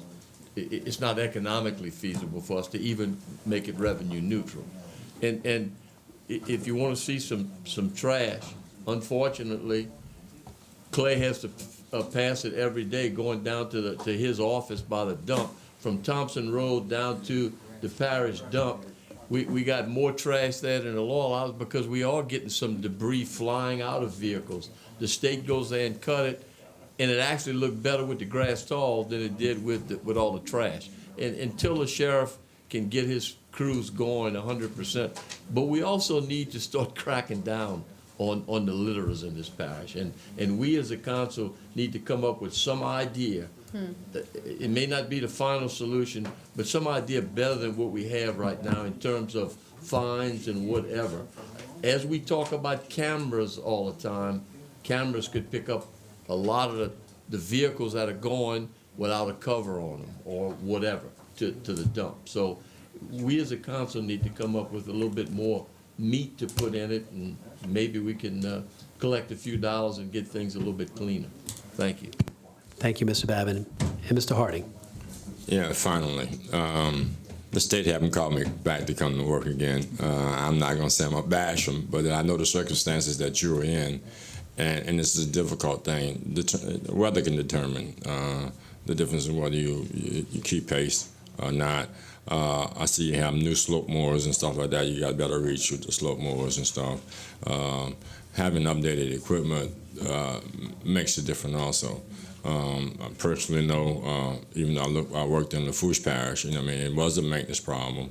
It is a funding problem, having enough tractors. Nowadays, not only you have to have tractors, you have to have qualified individuals to operate them. And we're having a shortage of people working in these areas too. So I'm supporting you. And I must say, if anybody out there need my assistance in reference to trying to make the relationship between the parish and the state work well, because there are some instances, even with drainage. We have drain right here and a drain right there. One is the parish is going into the state. I've called both ends in the area of I had to call Mr. Amedee's wife in the area that we had an impasse at. One person putting it on one person, and they're putting it on the other person's. So I'm pretty sure if the citizens out there can see Terrebonne Parish and they actually have any contact with the state, let's push for a better relationship between the two and some type of agreement that we can actually have. There's no sense to having tall grass right here and 4 foot over there. You have the grass cut, And so it should be something as simple as that, It's all taxpayers' dollars. Thank you. Thank you, Ms. Nakhan. Anything else, Mike? Anything else, Mike? No, sir. All right, moving along. We're on item E, resolution providing for canvassing the returns and declaring the results of the special election of the North Terrebonne Recreation District held March 26, 2022. Moved by Mr. Gerald Michel, seconded by Mr. John Amedee. Any discussion? All in favor say aye. Any opposed? Moving on to G is a motion to discuss with possible action relative to the Parade of Champions. Mr. Steve Trosclair makes that motion. Do we have a second? Second. Second, Ms. Jessica Domingue. All in favor say aye. Any opposed? Go ahead, Steve. Yes, thank you, Mr. Chairman. I put this on the agenda because, after South Terrebonne and Vanderbilt won the state championship in baseball, I had an idea of putting a parade on for those guys, and it ended up, after, doing some starting to get it going, we ended up with, a lot more state champions than we thought, so we included everybody in it. What I'm proposing to do, and I spoke to President Dove, and he is in 100% support of it. I'm proposing that we make this an annual event.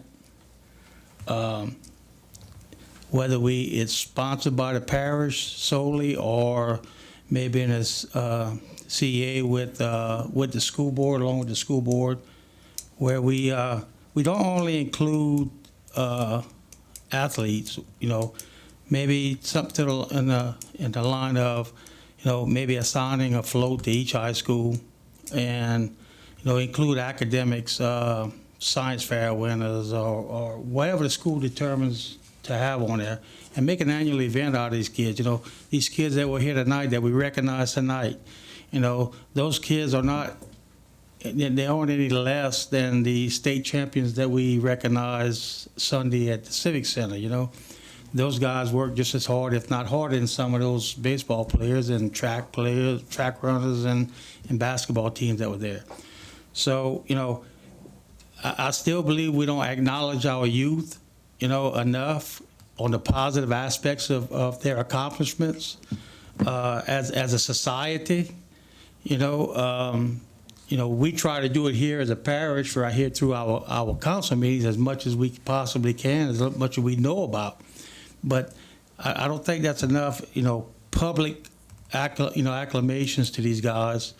And so my proposal, if I can get support on it, I'd like to have administration look into whether it should be a CA between the 5 high schools in the parish, or the parish just put it on and acknowledge these kids. I just think I think it's something we should do to acknowledge the youth of our parish on their accomplishments, because we do have a lot of accomplished young adults and young students in our parish that don't ever get any recognition whatsoever. Most of these kids, had we not bring them here, nobody, I guarantee nobody, unless you're a parent or a close friend, would have even known about this group of kids. And I call them kids, but they're young adults, and they they don't get the appreciation from the general public that I think that I'd like to see them get, as a rule. So if I can get the support, I'll make a motion that we get administration to look into the feasibility and funding and what it would take to put an annual event on. And, because we're not going to have state champions every year. We're not going to have a state champion baseball, football, basketball team. Maybe some years we don't have any state champions. But that don't mean we don't have any athletes, those students that are deserving of acknowledgement, by the parish or by the people of the parish. So we have a motion by Mr. Trosclair to have administration look into putting a resolution, an ordinance together to make this an annual event, whether it be CA with the schools or entirely by the parish. So we have a motion, Mr. Trosclair, seconded by Mr. Babin. Any discussion? Mr. Navy? Yeah, I knew you said 5, but you might want to add like Covenant Christian and Homer Christian too. Those schools also. Well, I thought that was 5, maybe more. But all the high schools in the parish. All the high schools, I think, yeah. And also, I didn't realize on this last event that we put on, the Special Olympic teams. They compete every year too. So we want to include those athletes in this program also. And the VOTEC.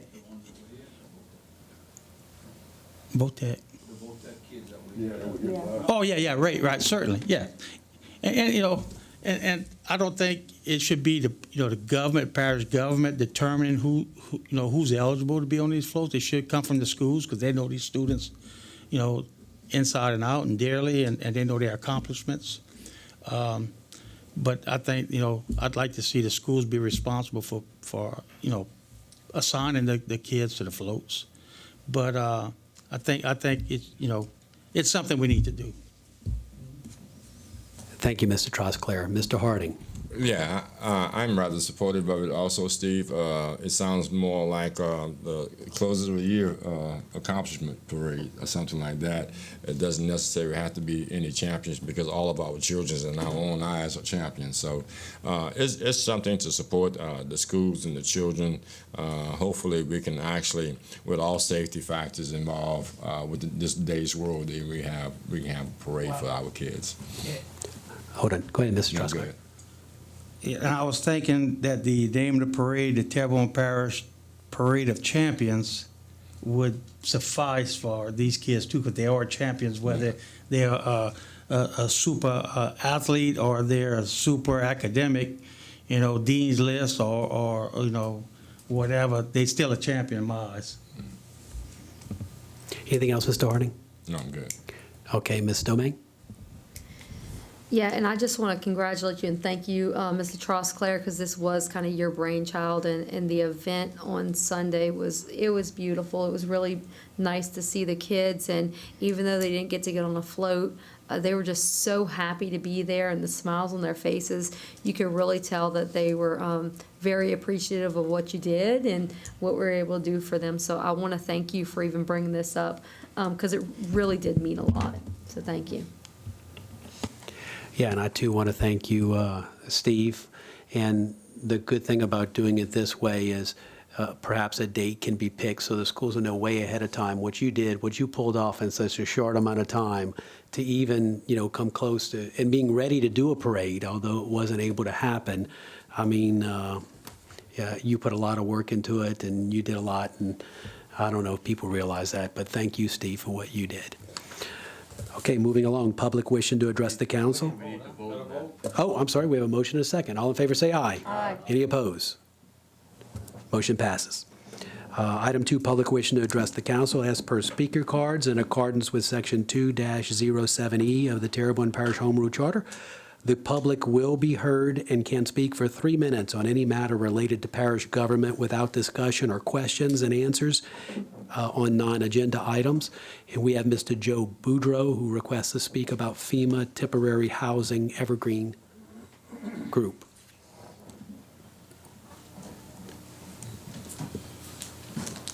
Thank you, Mr. Chairman.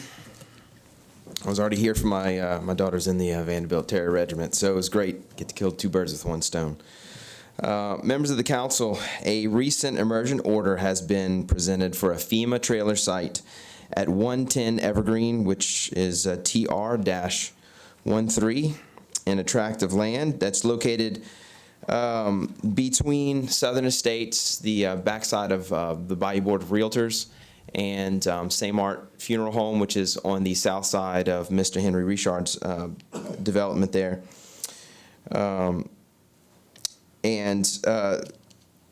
So we are, let's see, where am I at? So as a representative of the adjacent neighborhood, Southern Estates, and a taxpayer in this parish, this letter is presented to reconsider this development proposal at this time to a different area, as this is not conducive for our adjoining neighborhood, Southern Estates, North Park, and Evangeline, which is the DSLD development just south of us. By having 62 proposed units, will have the following impact. 1 is a strain to our already struggling drainage system, Bayou Terrebonne and the CCC.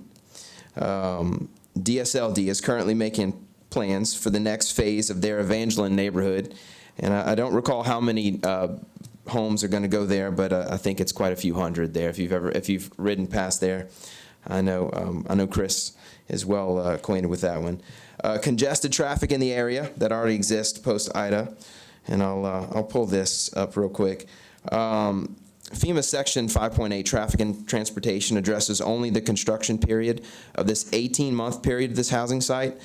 We object to this limited view of traffic impact. Daily traffic backup of half mile or more on Highway 24 are now the norm. We believe that increased traffic activity near HLB High School, along with existing Covenant Christian Academy, are the primary cause of this backup. Also, further strain on HL Bourgeois, Evergreen, and Oakshire. Immediate negative impact on home valuation. If you'd like to have further discussion with that, I'd be happy to do that. Violation of code zoning for that tract of land. Mr. Pulaski could probably speak a little bit more to that specific tract of land. While we understand the need for an emergency placement of individuals, we request that a true bid proposal be considered for several areas that will not cause undue stress to the surrounding neighborhoods and businesses. A temporary facility that is already set up for this type of camp could be the Houma Civic Center, which has capacity, which has hookups, and will help to offset any lost revenue with the income provided by FEMA. I'd like to recognize Mr. Bill Boyd back here, who is a former real estate commissioner appointed by the governor and also a past president of the Bayou Board of Realtors. Appreciate him and his support here, and thank you for taking the time to listen to my objection of this FEMA site at Evergreen. Thank you so much. Thank you, Mr. Boudreau. Next is Mr. Michael Tate, who wishes to speak about the Falco Canal Bridge connecting Grand Caillou Road.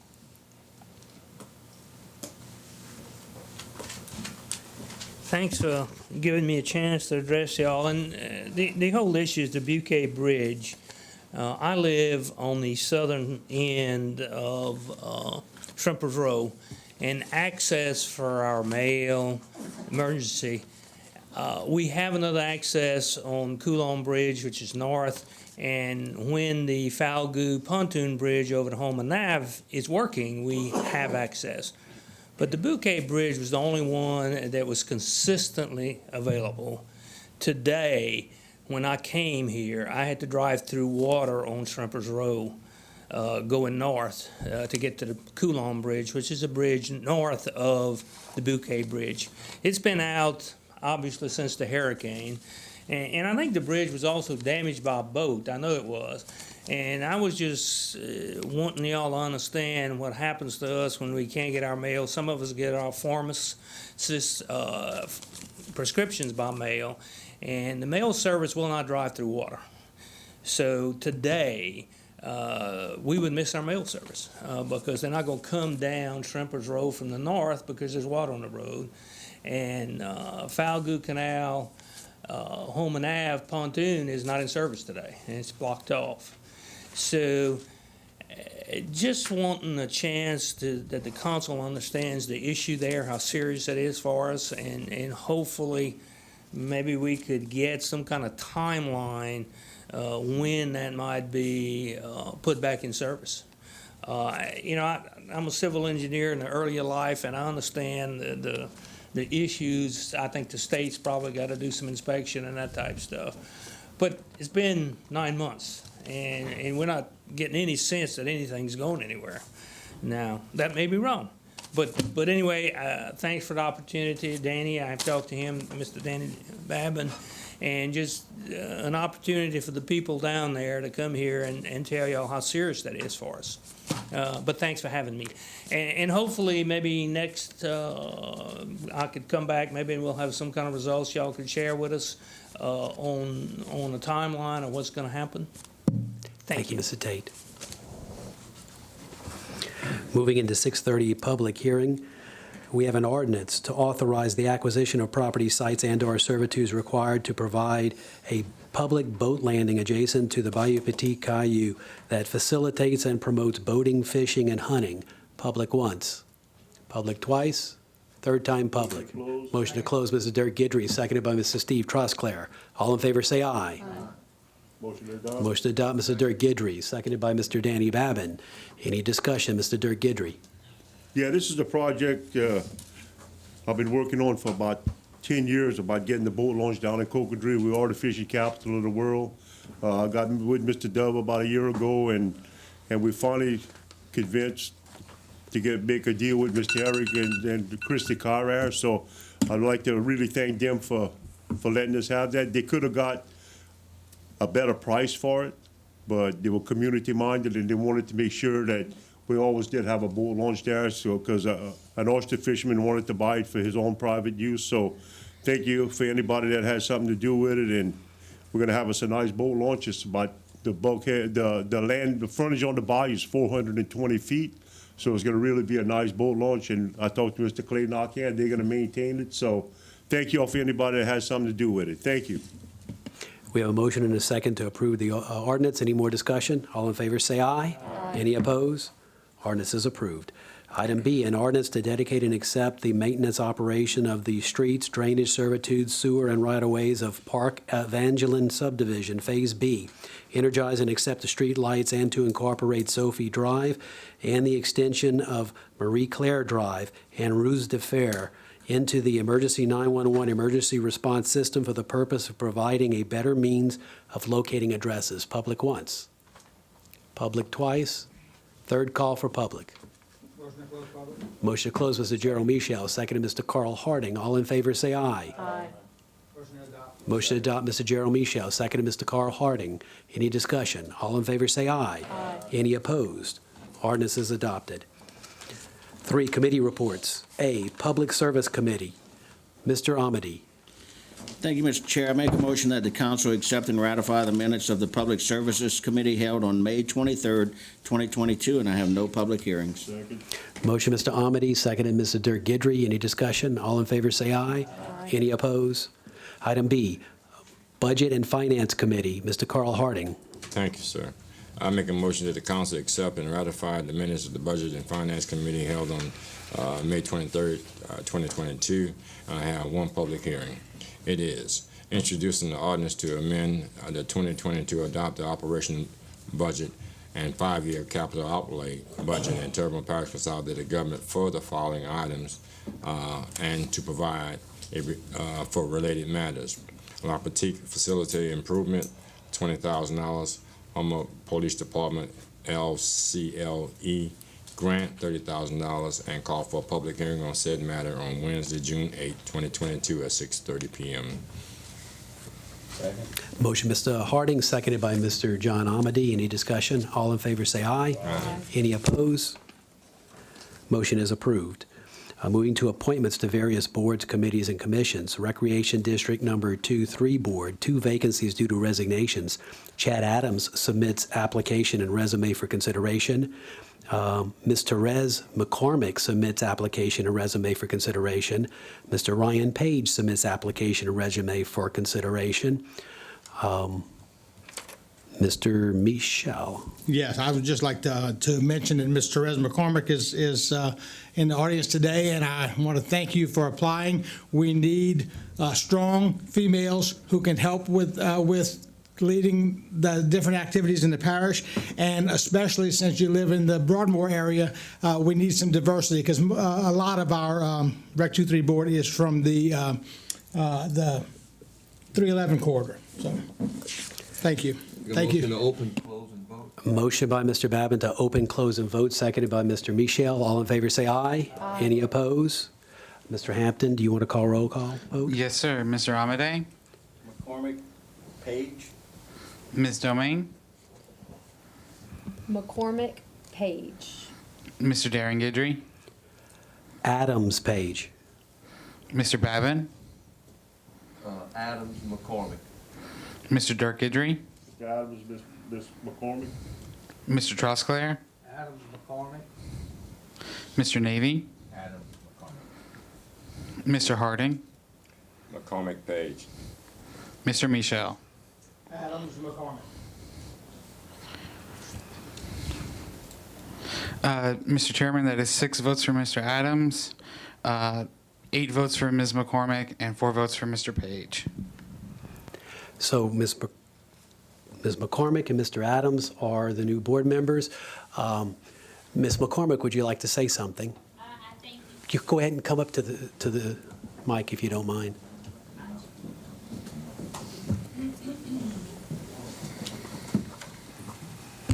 I thank you for the opportunity to serve the youth of our area. I'm a 26-year teacher, and I have children who have come through the system, as well as my own participation as a child. So I look forward to working to help our districts, bring up to what the surrounding areas have and provide those opportunities for our students and our Thank you children. for putting your name up. Congratulations. No And for problem. volunteering. Congratulations. Thank you. Moving along, Recreation District Number 9 Board, 1 expiring term on June 8th, 2022. Ms. Janelle Bonfla expresses her interest in being reappointed. Open, close, and appoint. Motion to open, close, and reappoint Ms. Janelle. And motion by Mr. Danny Babin, seconded by Mr. Gerald Michel. Any discussion? All in favor say aye. Aye. Any opposed? Ms. Janelle is reappointed. Item C, Library Board of Control, 1 expiring term on June 24th. Mr. John Paul Olivier expresses his interest in being reappointed. Motion to open, close, and reappoint Mr. Michel, seconded by Mr. Harding. Any discussion? All in favor say aye. Aye. Any opposed? Mr. Olivier is reappointed. Item D, Consolidated Waterworks, 1 expiring term on June 24th, 2022, representing District Number 3. Mr. Kenneth Ellender expresses his interest in being reappointed. Motion to open, close, and reappoint. Motion to open, close, and reappoint Mr. Michel, seconded by Mr. Babin. Any discussion? All in favor say aye. Any opposed? Mr. Ellender is reappointed. Item E, South Central Planning Board, ratify Parish President Gordon Dove's recommendation for the appointment of Mr. David Klingman to the South Central Planning Board. Open, close, and appoint. Motion to open, close, and appoint Mr. Klingman by Mr. Trosclair, seconded by Mr. Amity. Any discussion? All in favor say aye. Aye. Any opposed? Mr. Klingman is appointed. 5 vacancies, upcoming vacancies to various boards, committees, and commissions. Recreation District 3A Board has 1 expired term. Recreation District 6 Board has 1 expired term. Recreation District Number 7 Board has 1 expired term. And Recreation District 9 has 1 expired term. Council members requesting discussion of. We have a motion to discuss with possible action relative to policies and procedures that are being prepared for implementation in recreation districts throughout Terrebonne Parish by Mr. Michel. Do we have a second? Seconded by Mr. Amity. Any discussion? All in favor is by, discussion? No, Okay, all in favor, say aye. Aye. Any opposed? Go ahead, that was Mr. Michel's, right? Yes. Okay, go ahead, All Mr. right. Michel. Thank you. And I went to one of the advisory board meetings, and their concern that they're stating is that we have not approved anything officially at the council level. And I just wanted to know, is it possible, obviously not tonight, but is it possible that we can maybe at the next meeting approve the accounting aspect and whatever else that might be ready? We don't have to approve the whole package, but is that something that's possible, Ms. Candace? Ms. Malden? Mr. Michel, we can approve it. My only concern would be it is coming on June 1st. They already have half of a year already recorded in their current accounting system.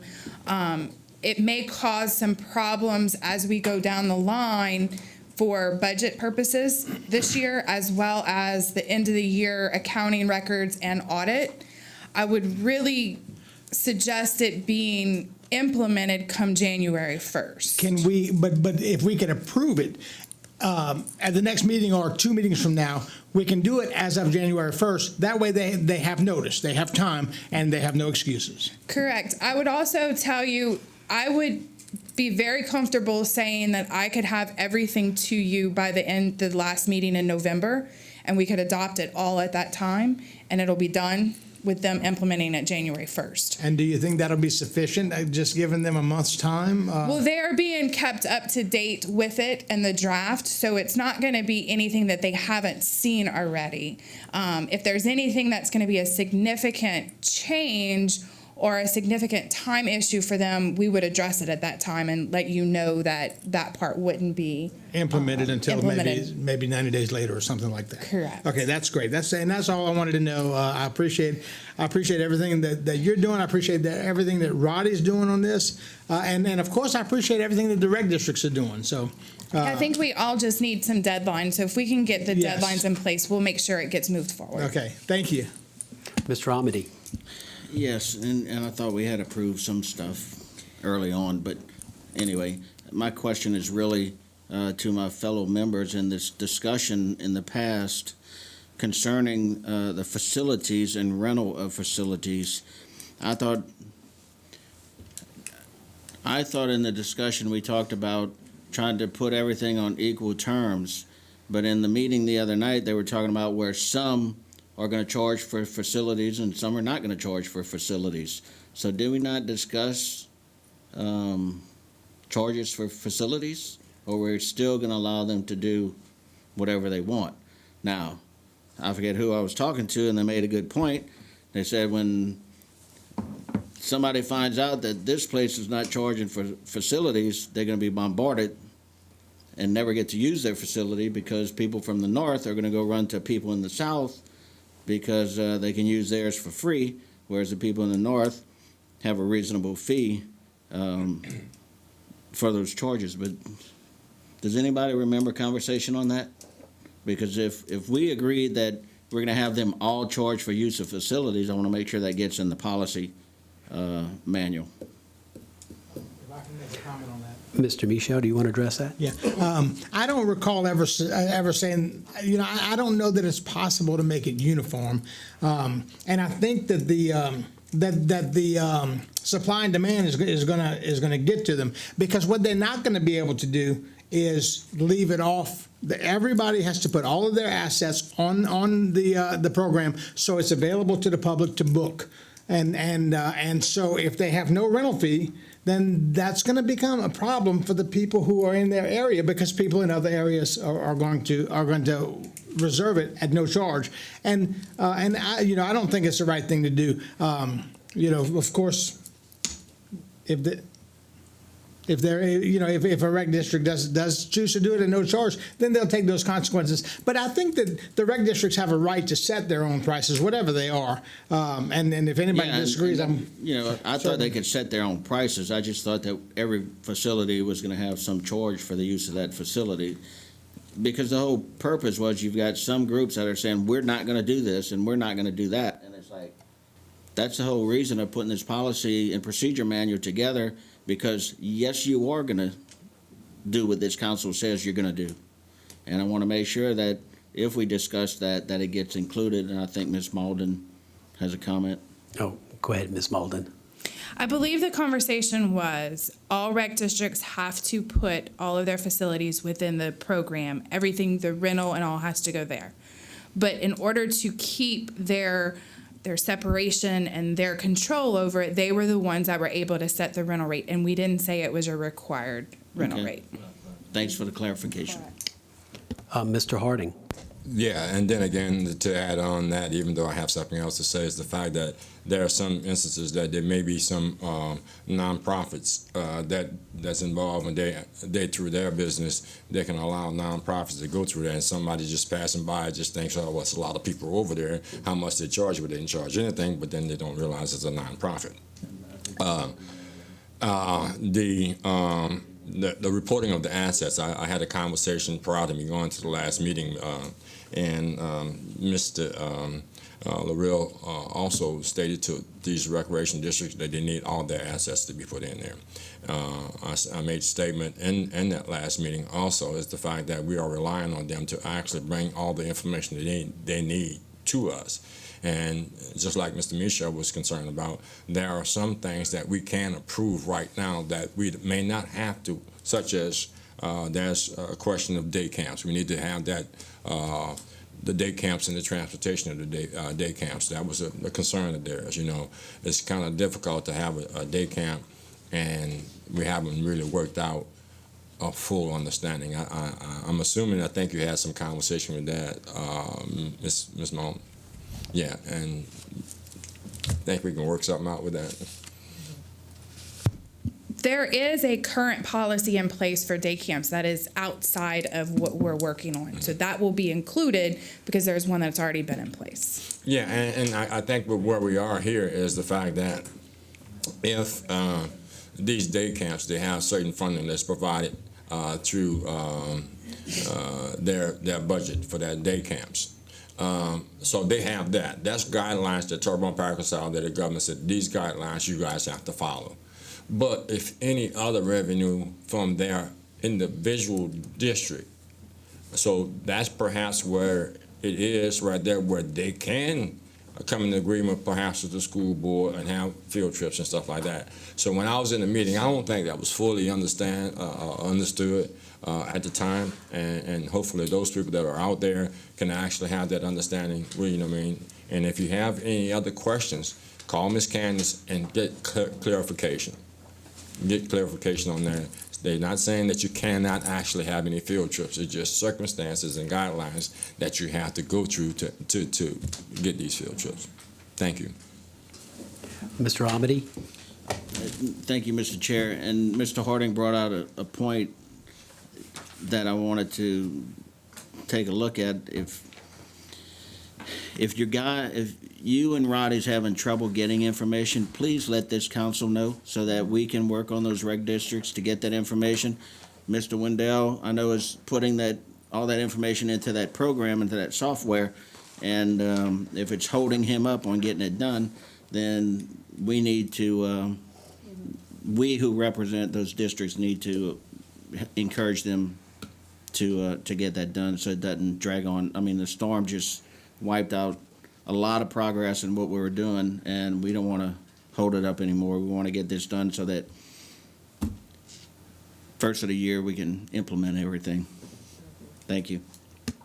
And Ms. Malden, if you can give us some guidance. I'm getting contacted by some rec districts that are asking if we're going to implement a new chart of accounts. How does that affect they're currently working on budgets right now. Correct. So do they budget using their current chart of accounts, or how does that work? Yeah, so I think the understanding is we will have the full policy in place and everything will be implemented January 1. We'll have the full policy in place and approved by the council by November, December. They can use their current budget chart of accounts that they're using right now. They just need to be using the budget template that the Louisiana Legislative Auditor requires. They should already be using that, so it should not be a change. But they can go based on what their current accounting codes are now. And when we start everything in January, we will go through that process and get that changed. And one thing I have been hearing too that I want to clear up, and this might relieve some of the stress of the districts, we are not requiring them to have some type of accounting software. If there is still somebody that's doing it by hand, it's just going to be a different code that they're going to put next to the name of the account. That's all that it's going to be. So we're not requiring them to go out and purchase any type of new program. We're not saying you have to use A, B, C, or D. It's just the accounting code that's going to be assigned to it, and I'll be glad to sit with anybody as we get it done and work through that. Thank you, Ms. Malden.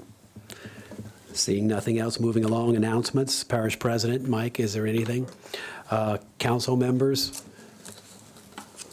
Ms. Domingue. Yeah, this weekend in downtown Houma, we have another exciting festival. It's going to be the White Boot Stroll. It's starting Friday afternoon and going to go into Saturday. And I would like to thank HPD. They have recently purchased the Skylift, which is really cool. I got to ride it the other day. And they're going to actually bring the Skylift to downtown to be able to kind of monitor, especially the state of the world we're in right now. I think the most safety we need, the better. And so thank you, HPD, for providing that Skylift to us. So thank you. Mr. Babin.